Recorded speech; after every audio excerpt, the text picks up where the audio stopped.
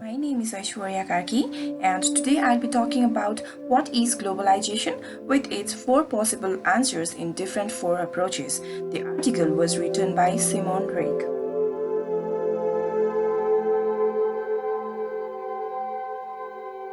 Of democratization, development, market deregulation, privatization, welfare reform, new security agendas, and the general retreat of all aspects of globalization can be defined as a term in heavy current uses, but one whose meaning whose remains obscure, often even among those who invoke it. Globalization stands out for quite a large public spread across the world as one of the defining terms of the late 20th century social consciousness.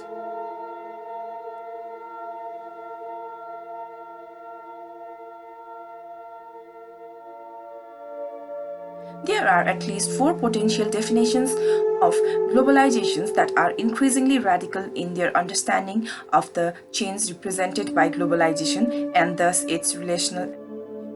They are globalization as historical epoch, globalization as confluence of economic phenomena, globalization as the hegemony of American values, globalization as technological and social revolution.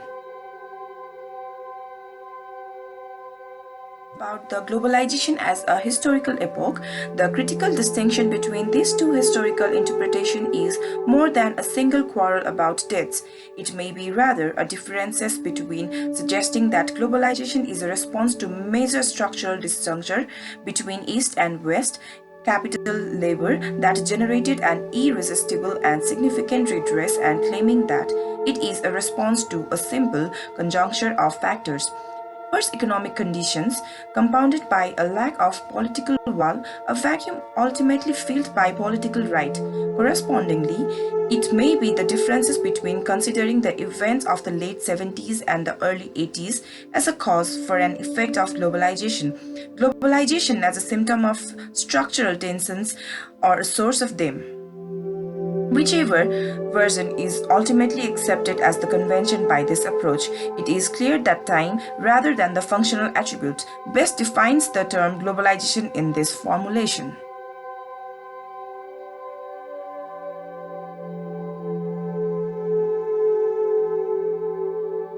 Globalization as confluence of economic phenomena. Globalization might be characterized functionally by an intricately related series of economic phenomena.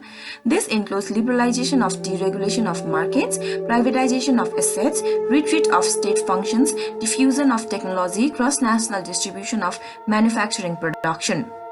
Robert Z. Lawrence, for example, makes the broad statement that economic integration generally leads to convergence with poorer economies growing more rapidly than richer economies.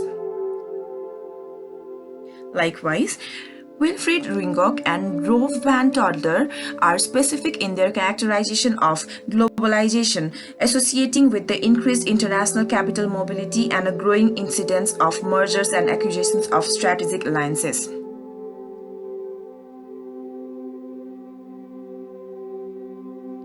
Globalization as the hegemony of American values. This definition offers an interesting pair of bedfellows. Included in prominently in these approaches is the notion of diffusion and convergence, generally in the form of assimilation of political and economic institutions in the public sector as the best business practices in the private sector.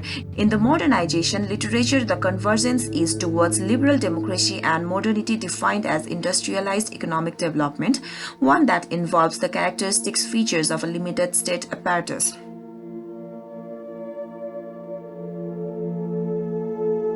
Globalization as a technological and social revolution. The term globalization is often associated with globalization. There is some dispute as to whether the two are complementary or in tension with each other. The notion that globalization is the localization of economic and political relations, shifting authority from the national level downward in a manner that enhances responses to globalization, conflicts with alternative views that suggest the two are dialectically opposed. Globalization de-emphasizes the importance of geography, while globalization enhances the counter tendency.